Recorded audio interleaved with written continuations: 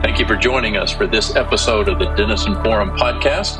At the Denison Forum, we want to create digital resources that are Christ-centered, that help to equip, inspire, and mobilize believers like you to make a difference in the world, to be a culture-changing, salt and light Christian in every environment of influence that God gives you. We want to see that happen across the broad scope of our culture so that biblical flourishing, righteousness will spread in every corner of our environment. Today, we're talking about a very important and hot topic in the culture called Christian nationalism. And today, we're talking with Dr. Andrew Whitehead and his recent book, American Idolatry: How Christian Nationalism Betrays the Gospel and Threatens the Church. Dr. Whitehead holds a PhD from Baylor University and is today the Associate Professor of Sociology at Indiana University, Purdue University in Indianapolis. He is also the co-director of the Association of Religion Data Archives in the Center for the Study of Religion and American Culture.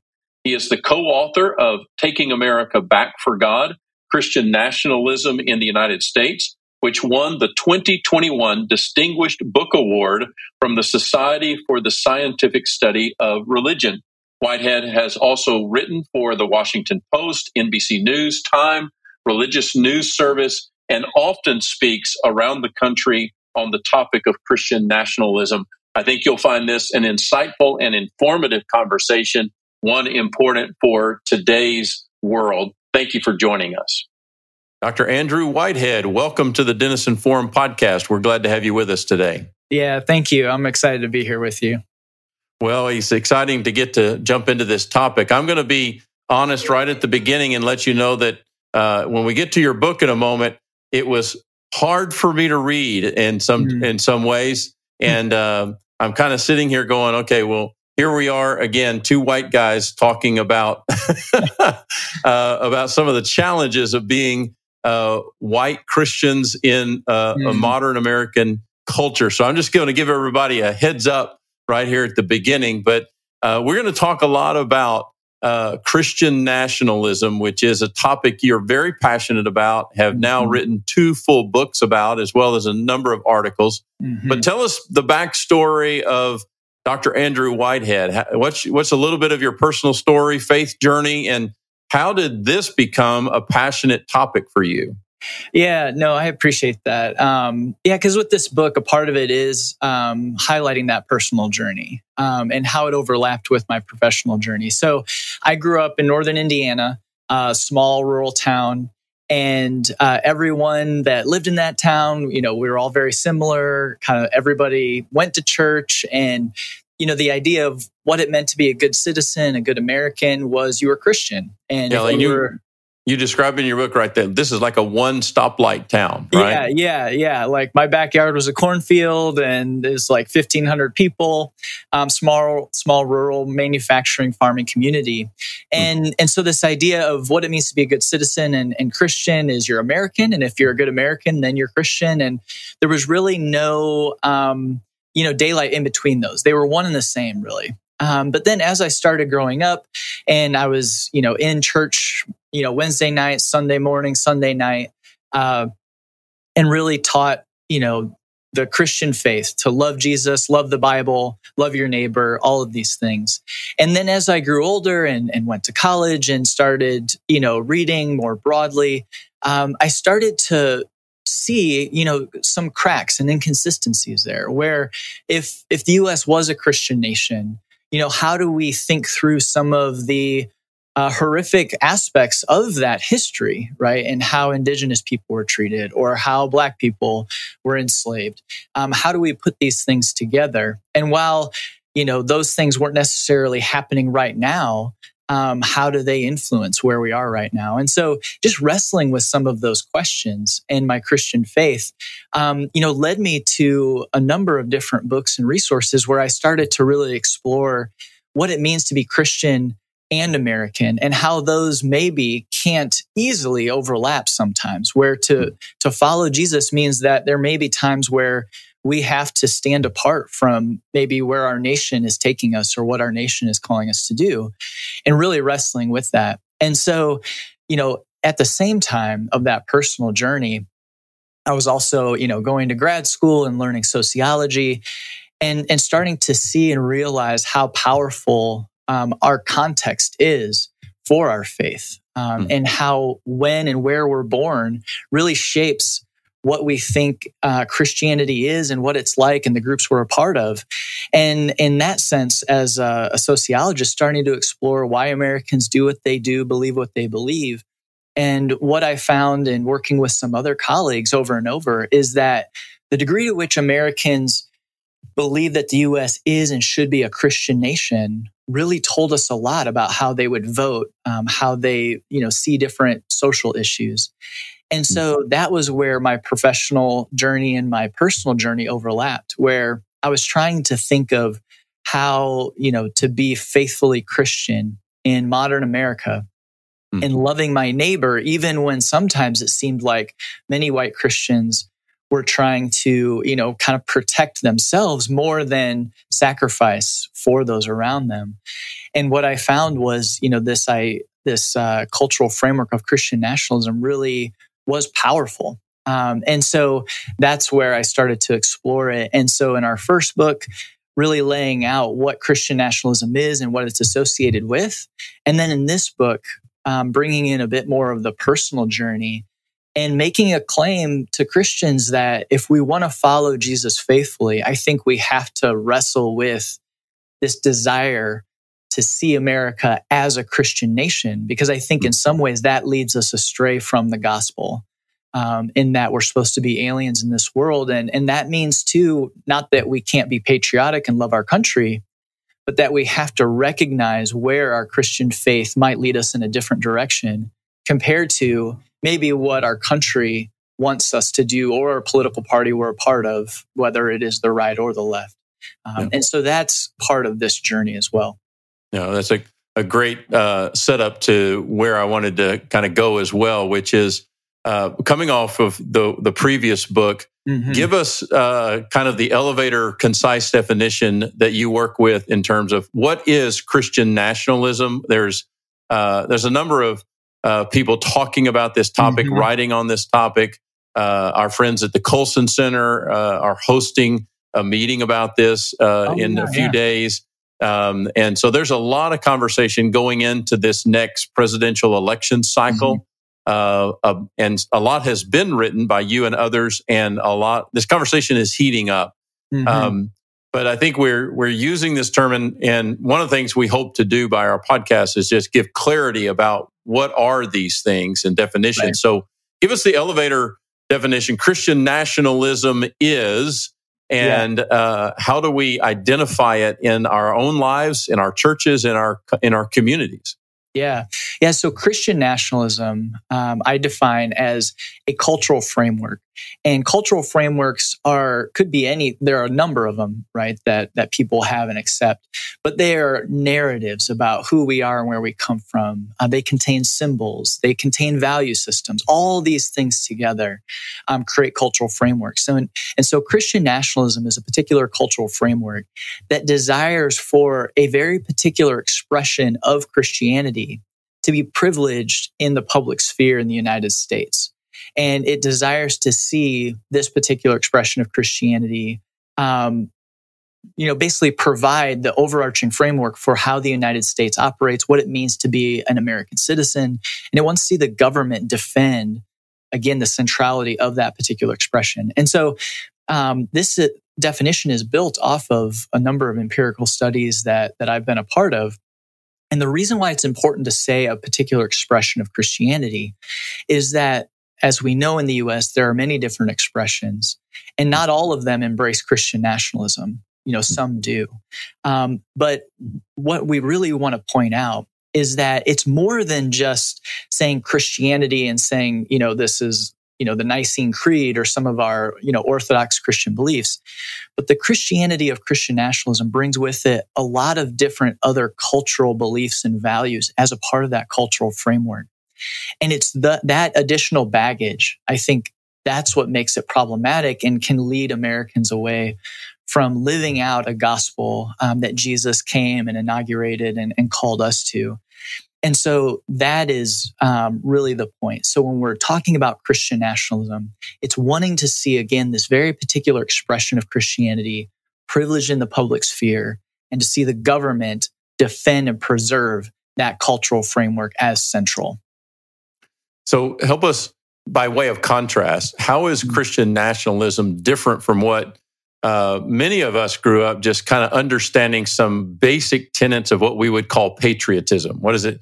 We talk about this, and we have talked about this a number of times in various contexts at Christian or at Denison Forum, and in some ways to kind of say that, to call out that Christian nationalism is really the warped or the perverted expression of what should be healthy patriotism. So kind of as a contrast, tell us what's the difference between nationalism and patriotism?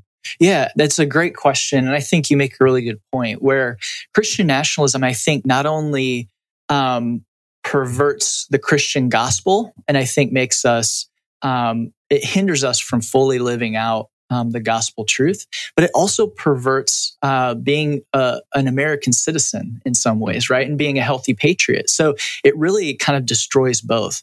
And so when we're talking about patriotism, we can understand that, and a lot of researchers and writers understand that as a love for our fellow countrymen and women, right? It's a healthy love of who we are, and by historical accident being born here, but having an appreciation and a love for those around us, and wanting to see those people around us flourish. And so when I think of patriotism, one thing that often comes to mind is when we're, watching the Olympics. I may not know that person that's competing in some sport, and I've just now heard about them, but the fact that they're wearing, the red, white, and blue and representing my country, all of a sudden I am cheering for them. I have an affinity for them, and it's wanting to see them succeed and do well.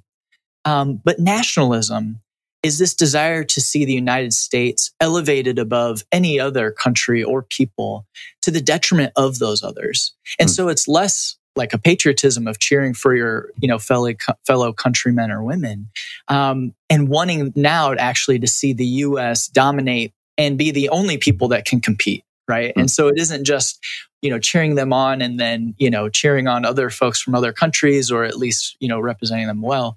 But now it should be just us on the stage.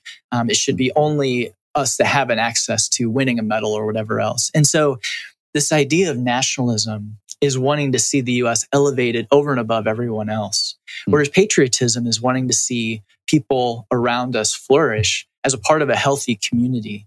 And so when we're talking about Christian nationalism, again, seeing this particular expression of Christianity elevated over and above any other type of Christian, over and above any other type of religious, religious minorities or people who are not religious, wanting to see only the quote unquote us, the in-group, benefit from American society. And so I think that's where it leads us away from the gospel. And it also leads us away from a healthy patriotism of wanting to see America do well and do better, and to see those around us do well and do better. And so, that's how we can distinguish between patriotism and nationalism. So if I'm following with you, just pick up on your metaphor about the Olympics, that the idea there might be that a patriot would be excited to see one of the athletes from their country do well, disappointed if they didn't. But a nationalist would be angry if Americans didn't win every contest and kind of crush all opposition, even to the point of really being angry about it, and that kind of thing.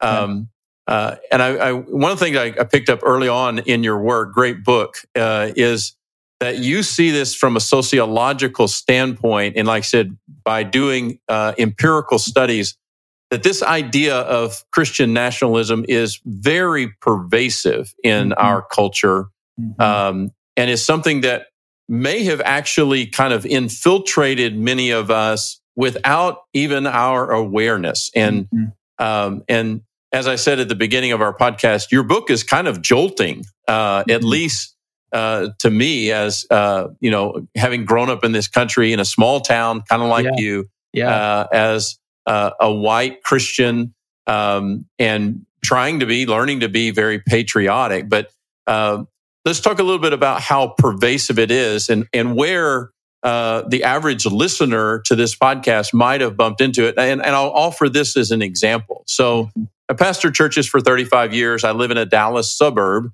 And one morning, my neighbor walks across the street and says, "Hey, I know you're a pastor. Can we have a conversation?" I was like, "Yeah, absolutely." He said, "Well, my pastor made a decision to remove the American flag that has been in our sanctuary for most all Sundays. And it's just been a part of the furniture. Yeah. And he decided that he wanted to move it out of the sanctuary and into the lobby area. Yeah. And some of us are having a real problem with that. Yeah. That might be a very small example of where somebody might be bumping into some of the realities of the intersection and conflict between patriotism and nationalism, right? Yeah. No, I think that's a wonderful example. And that's one of the examples, too, in the book that I use to talk about this, where I think it really highlights what we're talking about and how it can be kind of taken for granted and hidden from us. So with that same example, if somebody or the pastor, whoever takes the flag out of the sanctuary, I've had one pastor remark that if you ever wanted to anger half the congregation, move the flag. Mm-hmm. And I'm sure your neighbor was kind of echoing that reality. But I think what that does is it points out a deeper truth to us of why is there anger? What did that flag represent in the sanctuary that once it's moved, then generates this feeling and response from us? And that, I think, kind of highlights where we might be, idolizing this too easy of an overlap between being an American and being a Christian. Because a flag in the sanctuary, what does that represent? For our brothers and sisters who are Christians who come from other countries and they come to our sanctuary and they see the United States flag in that sanctuary, does that make them feel in some ways less than in that context or on the outside? Because they would never pledge allegiance to the U.S. because they aren't citizens of it. But we're supposed to be citizens of the kingdom of God and the body of Christ. And so when we're thinking of what it means to be a Christian and that our higher allegiance is to something different, why is that flag needed in the sanctuary? And when we move it out, what does that show us? And so I think that's a really good example. And so, that's one. I think, there are other aspects of being a patriot where when we talk about the history of the United States and we wrestle with some of the darker moments, you'll have, Christians and Americans who can be upset by that, who don't want to do that. And so what I think, too, this is another way that we can highlight our higher allegiances to Christ and the kingdom of God rather than to America, is that if you love your country, or let's say this, if you love somebody close to you, one way to love them is if they do something wrong. Like, I have kids. I don't know if you have kids. If they do something wrong, pointing that out to them, helping them see that, hopefully helping them move in a better direction going forward. If we love them, we don't shy away from difficult conversations. It's a part of showing we're committed to them. In the same way with our country, we shouldn't shy away from difficult moments, difficult histories, difficult conversations. If we truly love it, we're committed to seeing it do better, just like our loved ones around us. And so I think, the flag in the sanctuary, or even wrestling with some of our darker histories or inequality that we see around us right now, as Christians devoted to the truth, we should be ready to listen, to learn, to wrestle with some of those issues, because ultimately we should be committed to doing good to and with those around us. And so I think those are kind of two examples of the ways that Christian nationalism kind of covers over that. It wants to ignore darker aspects. It wants to maintain the status quo. It doesn't want to see any sort of change. It wouldn't want to see other nations or people groups elevated. It wants to see, again, this particular expression of Christianity elevated. And so as Christians, we should be skeptical of that, I think, and wrestle with that. And again, that's something that I try to do myself in the book. Instead of pointing fingers at others, try to point it at myself, right? As I wrestle with these things, as I'm on this journey, I'm still learning, still growing, still trying to do better. And I think hopefully that's a part of what we're trying to do as we think about what it means to be American and Christian in this particular context. Our new Lenten devotional is now available at thedailyarticle.org. In Awaken My Heart, you will ask God to awaken the heart of our nation and our culture, as well as your own heart. The devotional begins with Ash Wednesday, which falls on February 14th this year, and culminates on Easter Sunday, which is March the 31st. Each of the 47 daily readings requires only a few minutes, but we pray that the suggested reflections, questions, and prayer topics will spur you to spend much longer in conversation with the Father. Request your copy of Awaken My Heart today at thedailyarticle.org. And one of the real strong positive points I picked up from your work is that the distinguishing factor in many ways is that a Christian should have a deep passion that every person would flourish, right? To the fullest extent possible. Even those that don't share our faith in Christ, we would still want to see the highest degree of flourishing possible for them, and not exclude anyone. Whereas nationalism says, it's just about, it's really, as you point out in the book, a perspective of abundance versus a perspective of scarcity. Yeah. The nationalist says it's an issue of scarcity. There's only so much to go around, and we have to get all we can and protect what we get. Right. Yeah. And in this, in your discussion, you basically point out three primary tools, and really call this out as an idolatry, as a very subtle but very pervasive form of idolatry to move away from biblical Christianity into this idea of Christian nationalism, where this particular version of Christian understanding gets exalted in a civic sense. Talk about these three tools that the idol engages around nationalism: of power, of fear, and of violence. You really call these out very clearly as operating tools where nationalism it's really where the rubber meets the road, right? Is in these three areas. Yeah, I do. And so, as we're talking about in our Christian faith, historic Christian faith, but also too, as it extends past that with kind of how God has interacted with humanity, right? And the Christian scriptures, go back even further than, the dawn of Christianity. But as we look at that, idols have been a central part of that story. And so idols are anything that we look to for protection and provision other than God. Right. But idols demand allegiance, and it costs us something. And so, in the book, I highlight the three idols of Christian nationalism: power, fear, and violence. And so power is this, again, I think it's the central idol of Christian nationalism. It's a self-interested power. It's wanting to have privileged access to power, which again is the ability to do what you want despite others' opposition. But it's doing that in only to benefit the quote unquote us, the in-group, who we are. And so it isn't trying to leverage power in order that all can flourish, but it's trying to maintain privileged access so that we can ensure we get what we think we deserve to the detriment of others.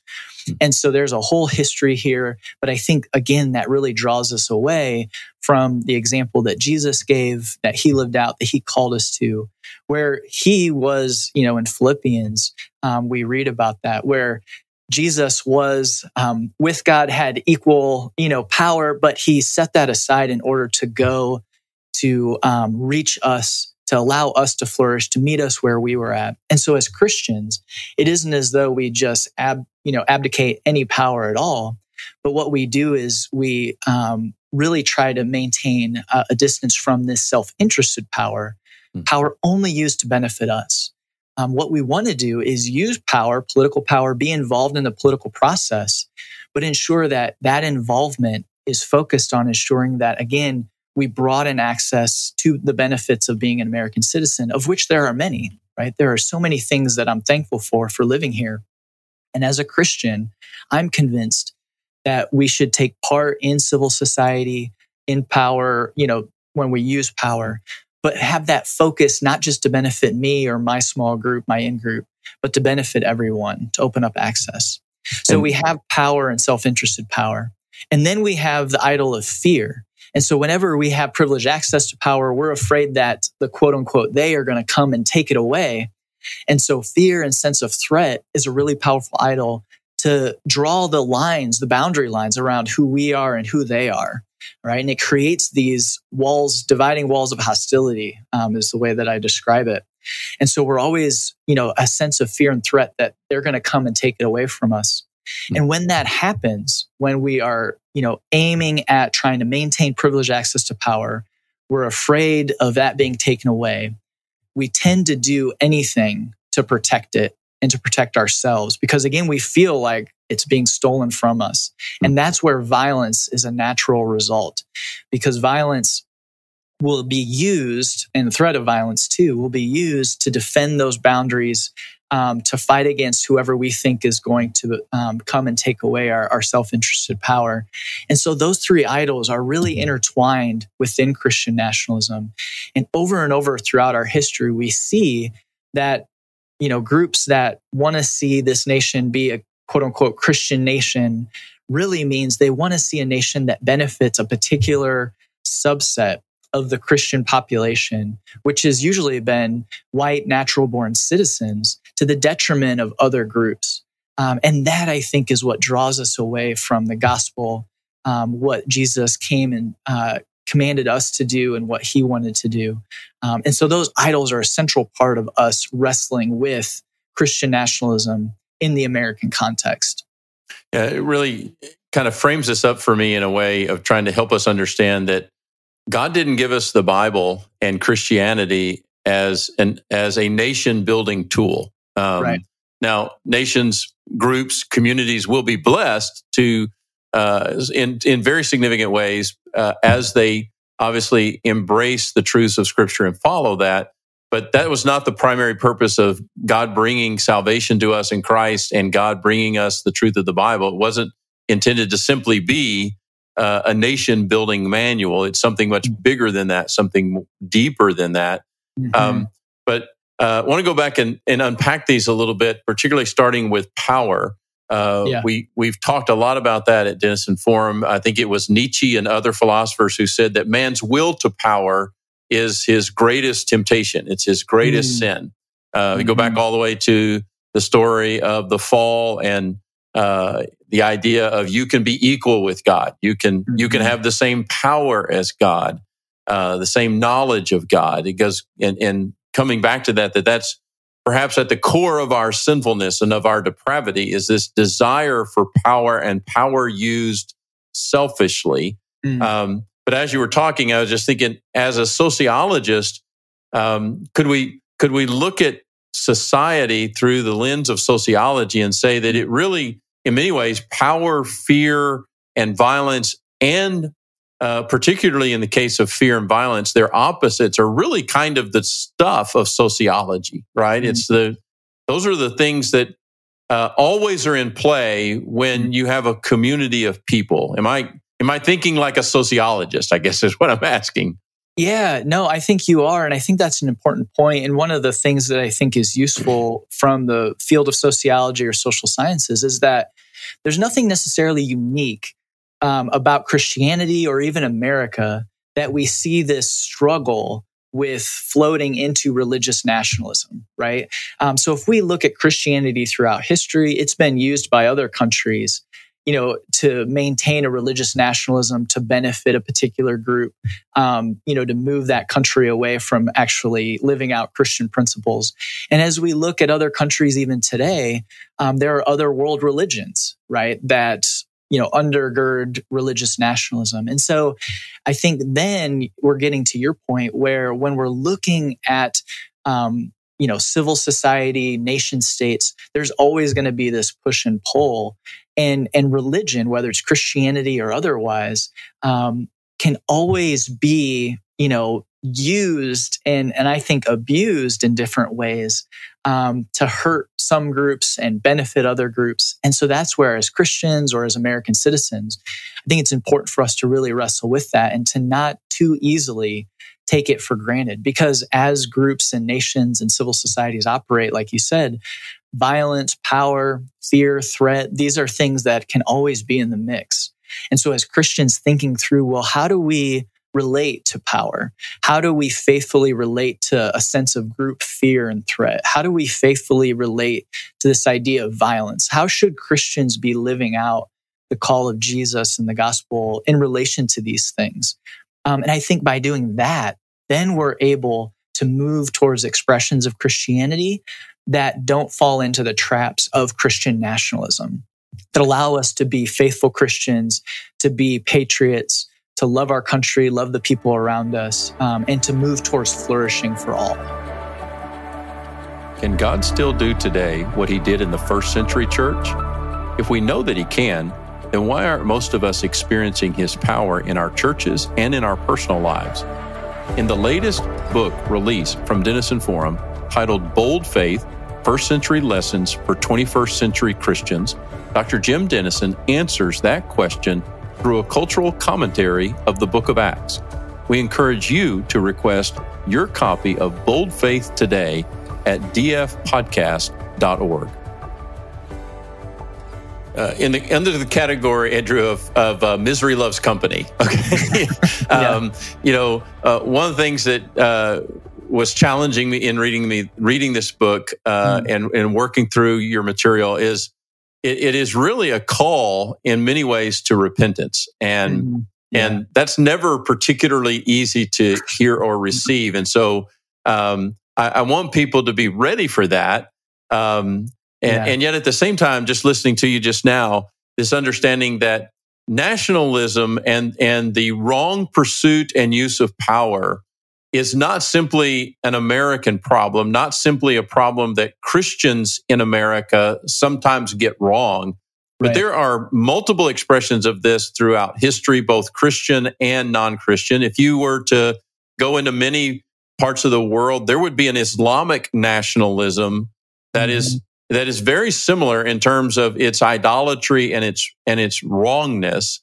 We might say that there are expressions of Jewish nationalism that are unhealthy. This idea of we should be exalted above and privileged above everyone else, even to the exclusion of other groups. It kind of is this zero-sum game philosophy, is that we must win, which means they must lose. And that's not simply limited to Americans. It's not simply limited to Christian Americans who may have fallen victim and gotten pulled into this idea of a warped understanding of the gospel and its application to our civic life. But it happens all over the world, and it's been happening through the centuries. So in that sense, you're identifying a problem that is pervasive to human nature, is what I'm getting at, right? Yeah, no, I think that's really well put. And so in some ways it should, both challenge us and encourage us, that it isn't as though I'm over here saying that the whole problem is Christianity, right? Or the whole problem is America. But as Americans, as Christians, this is our problem, right? I want us to look inward, to recognize, own that while we may not have taken part in some of these historical acts, we still live in a culture where the echoes of those historical acts and realities still echo today.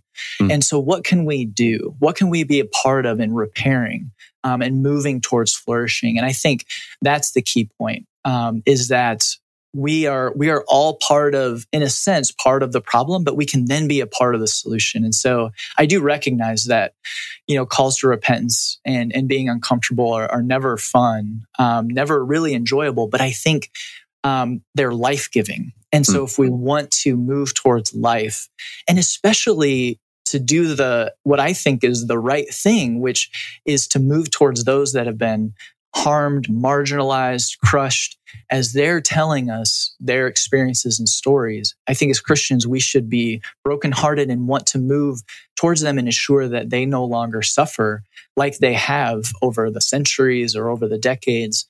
And so that's all a part too of what I'm trying to call people to, what I'm trying to call myself to with this journey and with this book. So help me here.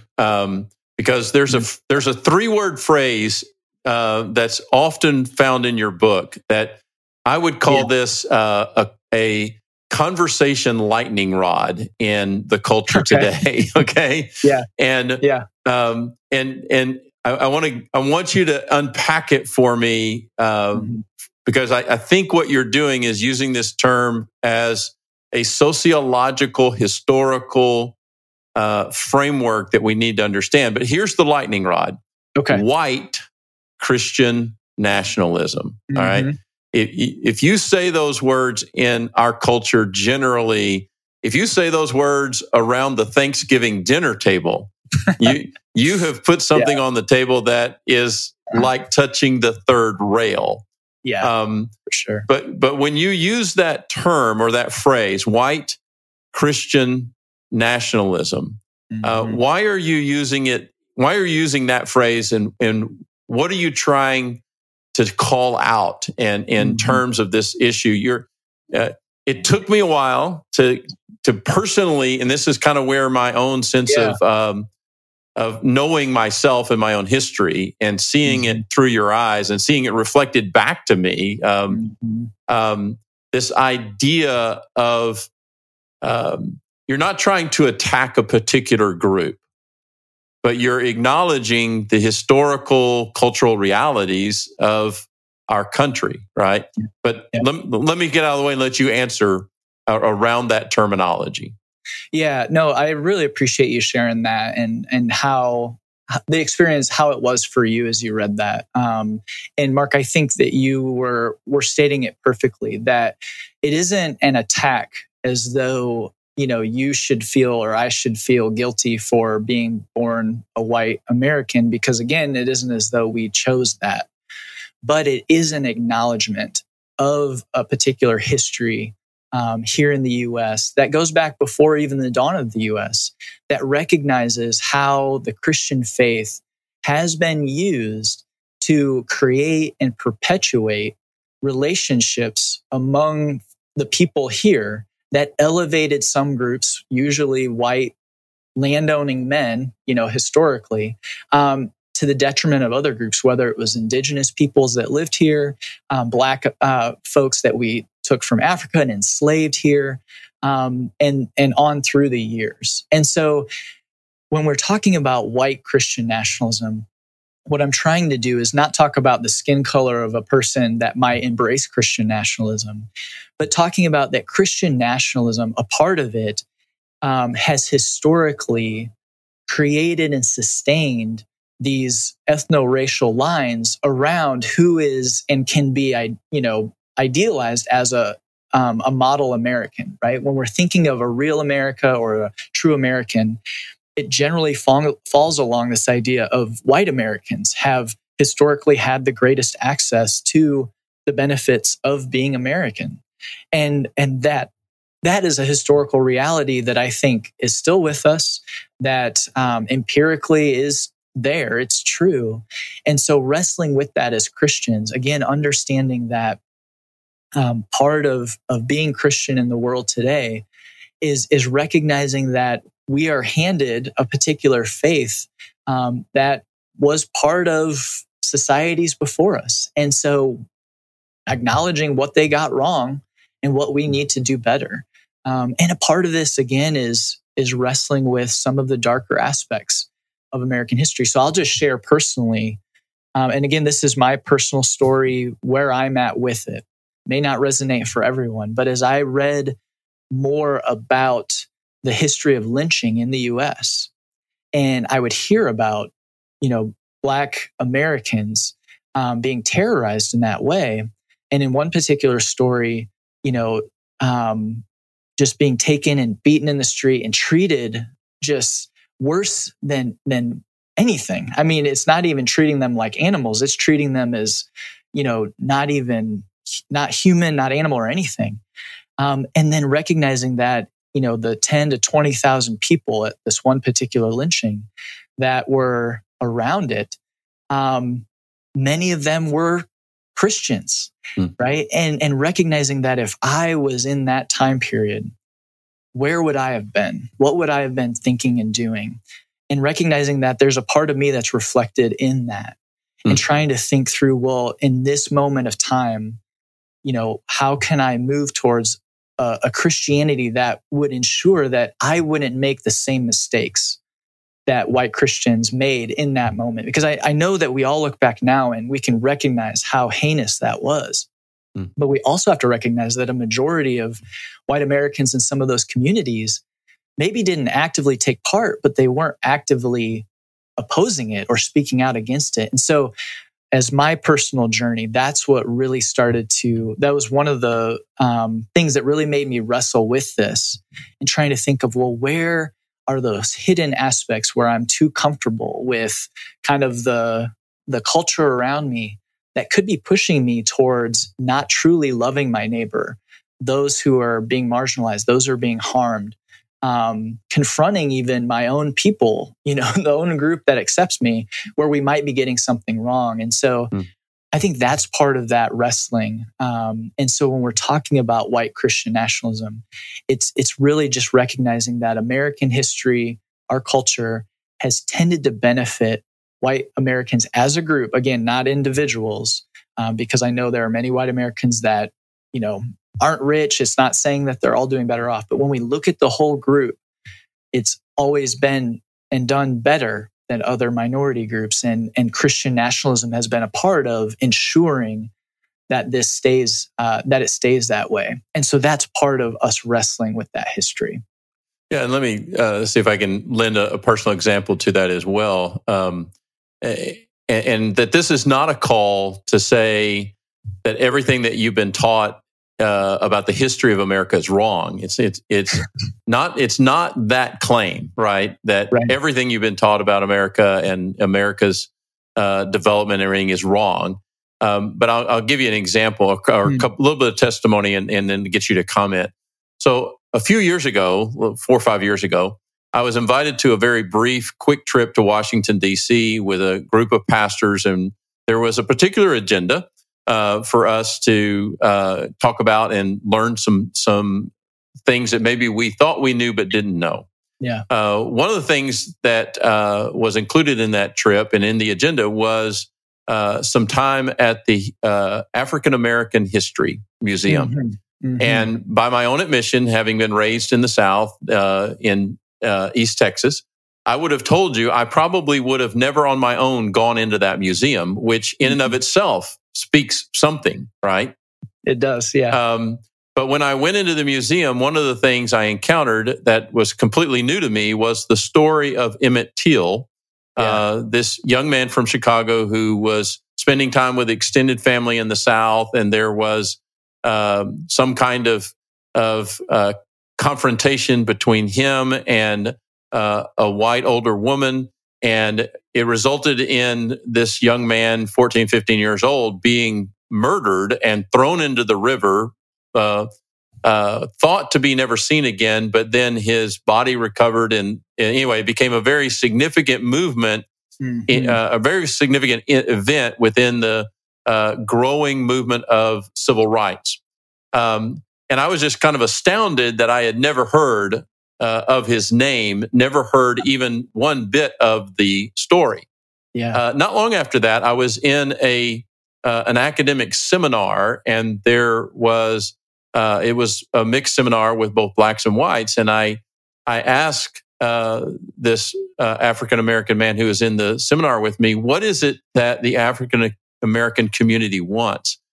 And that triggered a conversation that lasted for the better part of 2 hours. Wow. And what I today take away from that is what I heard from him expressing this on behalf of African Americans is, look, we're not telling you that all of your history and all of your history books are wrong. we're telling you they're incomplete. Mm. And we're asking for you, particularly as Christian white people, to be willing to listen to some more of the story. Yeah. And to be willing to let other chapters be added in that are hard in many ways for you to hear and for you to reconcile with, but they are important chapters nonetheless. And can we at least start at the place of adding in those conversations, adding in those chapters? That's part of what I hear you calling for in this book, is a willingness by those who, by a lot of different factors, have ended up in places of opportunity and privilege and status. Mm-hmm. And the call of Christ is to use that position for good and for the good of all. Am I interpreting you correctly? Yeah, no, it's really well put. And I appreciate you sharing that story. I was able to visit that museum this past spring for the first time. And I had the same experience where these were some of the stories that I had heard, but there was always something else too where I'd never heard of that. And it does change the complexion of looking at where we are now and why, right? It isn't by historical accident that the wealth of white Americans is 13 times higher than the wealth of other minorities in the US. And again, it isn't just that there are individual differences, but these are parts of a history. And I really like, how you talk about or just shared with, it isn't as though the histories we were taught were wrong, but they were incomplete. And so what are the other stories that we need to be hearing, listening to, learning from, wrestling with? And part of white Christian nationalism is essentially creating kind of an ignorance to that story, or like kind of putting on blinders where we just focus on the things and stories we want that make us feel comfortable, or that, aren't causing us to wrestle with difficult aspects. And that's where I think that again misses the call of Christ, as you shared, where we are called into the difficult conversations, into the difficult spaces. And just as you said, I am calling for those of us who, have been blessed, privileged, however you want to define it, in the US, that we would leverage that for the good of all, right? So that it isn't as though we now can't have access to any good things, but that we realize that that access should be opened up to everyone. And that's what we can work towards, whether it is other Christians or religious minorities or Americans of no religious faith, that we can create a world and communities where all can flourish just like us. And it's going to cause, and to do that, we have to recognize that we are just one seat at the table. We're no longer at the head of the table, right? That we're operating in a political system that I think can really work well, right? A pluralistic democratic society. But to do that, we have to recognize that we don't get to be at the head of the table, but that we're at the table and that we work with those around us to do what we can to listen, learn, grow, develop, and move towards a place where, others can flourish too. And that's what we should hope for. And that's helpful, because I could see somebody reading this book or reading a portion of this book and coming to what I sometimes encounter in reading and conversations, which is, okay, so what you're saying is that white Americans, and particularly white American males, are the source of all evil. and that's a really poor way of hearing this conversation, because what this is a call to every person, including those who are white Americans, white male Americans, white female Americans, whatever level of influence, power, opportunity you have. It's not just simply about you doing well, it's about all of us doing well. And talk about that, Andrew, from the standpoint of how fear attacks our, hopefully we have the desire and the intent, but how does fear try to trip us up if we come to a better, clearer biblical understanding of using whatever place or position or power or status that we have been given or that we have achieved, how does fear work against us, and what does the gospel call us to in that dynamic?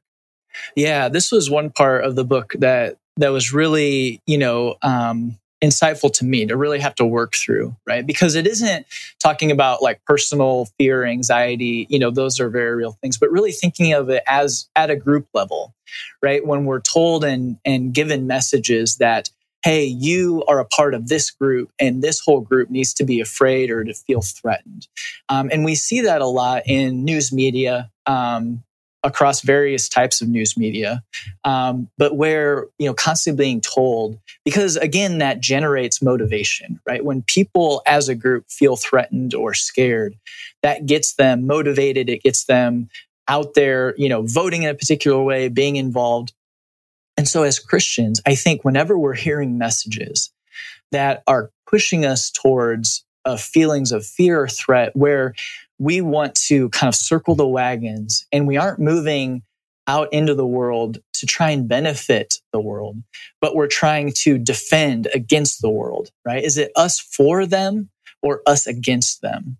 And so really weighing whether it's, Sunday service from the pulpit or the news that we listen to and consume, what we read online, really checking in and thinking, is this pushing me to want to live and benefit to and sacrifice for those around me, or to move against them and put up walls and try to defend against this other group? And I think that's where the gospel for us as we try to follow Jesus really should push us towards Christians for the world, not against the world. That we should be out willing to give and be a part of conversations, be a part of the flourishing of others, whether it is giving money or, defending access to civil society, and being able to live and work and worship, or not worship, right? Being a part of that rather than moving towards, well, we need to be able to have a say in how this is structured. It's our way or the highway. We need to make sure that, we are not kicked out or, our power taken away. All of those types of things. I think that's what pushes us away from living for folks rather than against other folks. And so I think that's where fear really plays into it. And getting into some kind of a nuanced understanding of that is really important. That, as Christians, the Bible does tell us that we need to fear the devil, and there are things that we really need to be concerned about. But fear is something that God really does a lot to deliver us from, and right. And that we're not intended by God as Christians to live from a perspective of fear and from a motivation of fear.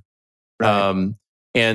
And what seems to sometimes drive us, from my perspective, is that fear gets the better of us, and then we start imposing theocratic ideas onto onto American civil life.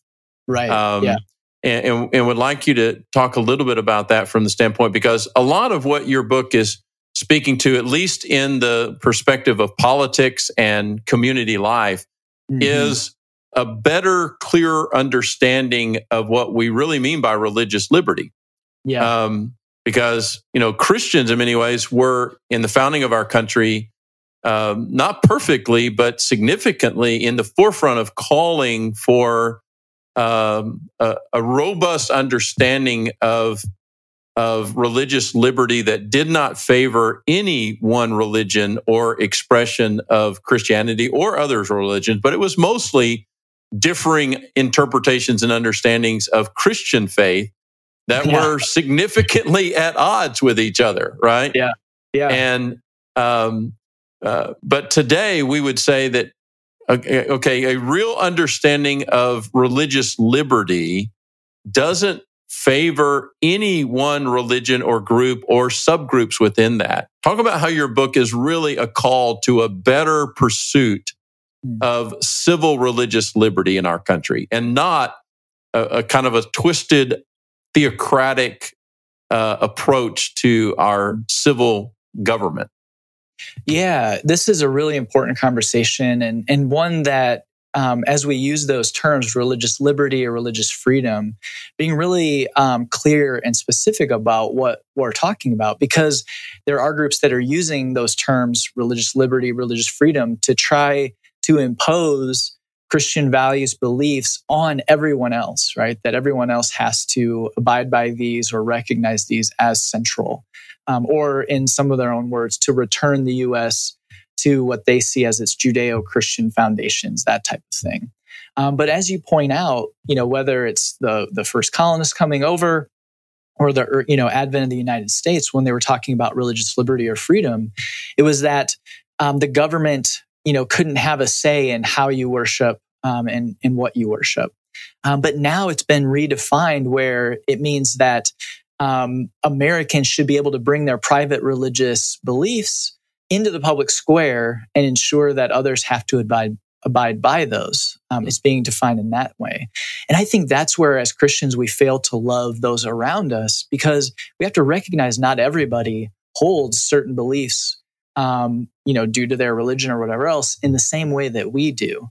But when we're saying that now they have to abide by those, and again, this comes down to what we're talking about and how, and being a part of that conversation.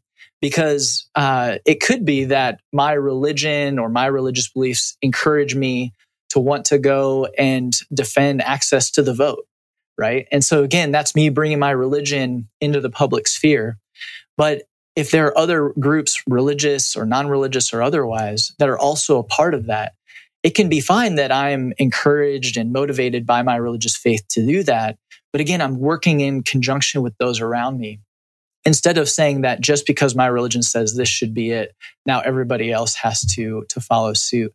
And so I think part of it is just recognizing, are we trying to elevate our Christian faith over and above others to where they might feel uncomfortable or that they're less than in the social sphere?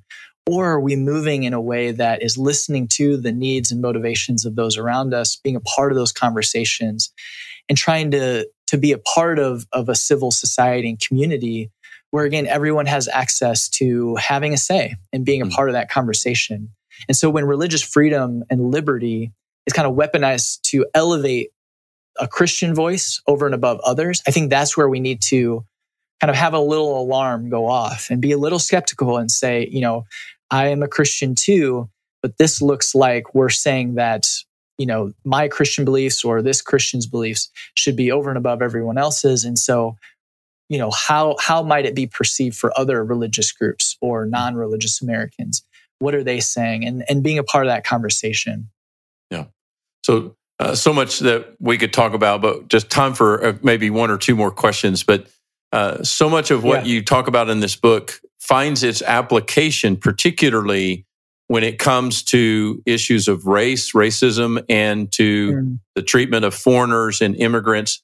Talk just a little bit about what you're trying to convey, because that's really where, from a public policy standpoint, as well as from just being a good neighbor on your street, where that's really where these things start to find application. Yeah. What's your call in those particular areas for us? We've got significant issues in both categories. This season has been challenging for us in race relations, but really has hopefully created an opportunity for us to come and say, okay, we need to do some more really diligent work here. We didn't solve all of that in the 60s, right? Right. Yeah. And there's a call here for renewed effort. And then as it applies to immigration, talk about what you're trying to point to in those areas. Yeah, I think, what it comes down to with when we're looking at racism or xenophobia and fear of immigrants or refugees, I use those two as examples of the three idols of Christian nationalism and how they get worked out, right? And how they push us towards or push us away from what I think is a Christ-like example of Christians loving their neighbors. And so when we're talking about race, recognizing that this desire for power, fear of the outgroup, violence, over and over, Christians have been a part of that type of violence and elevating over, racial minority groups, whether it's Black Americans, those from Asia, or anything else.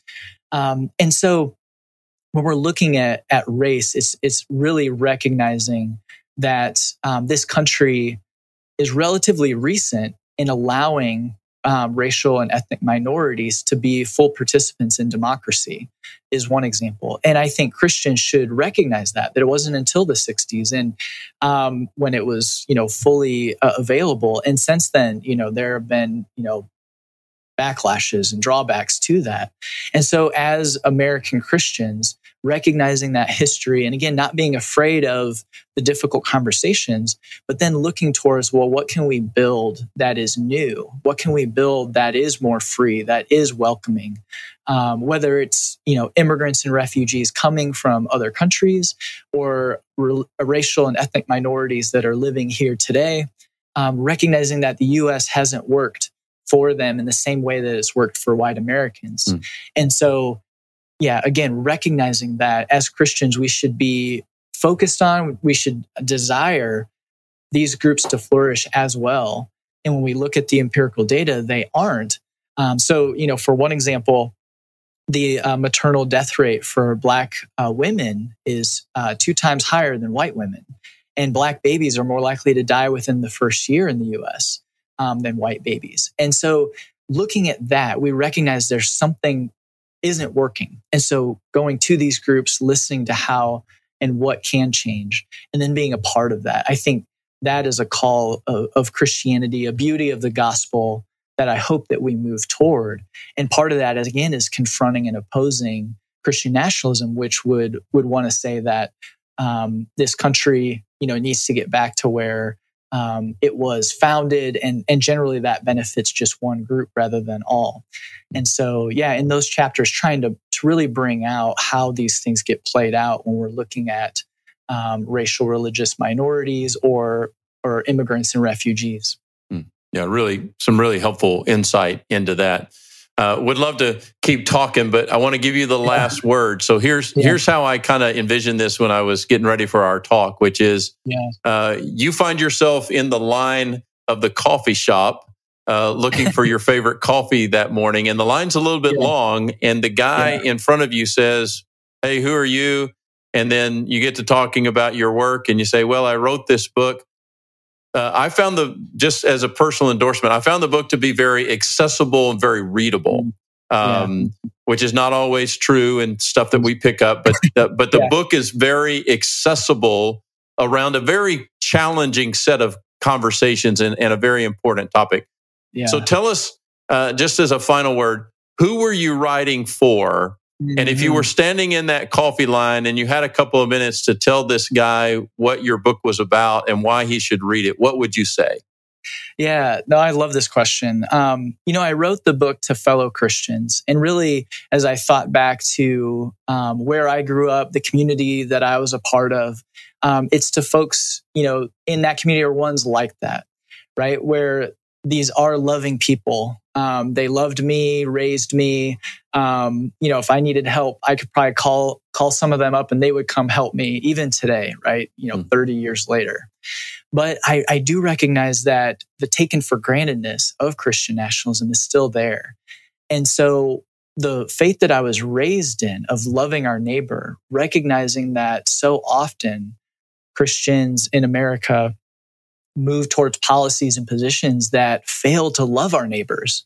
And so I was taught this faith, but then living it out, I saw that there was a difference. And so in some ways, writing to Christians to show that they can leave behind these aspects of Christian nationalism, but it doesn't mean they're leaving behind the Christian faith, right? That there are expressions of Christianity that, move towards a vision of the kingdom of God and of the gospel that is beautiful, is focused on us sacrificing, leveraging what we've been giving to benefit others. And I think that's a beautiful representation.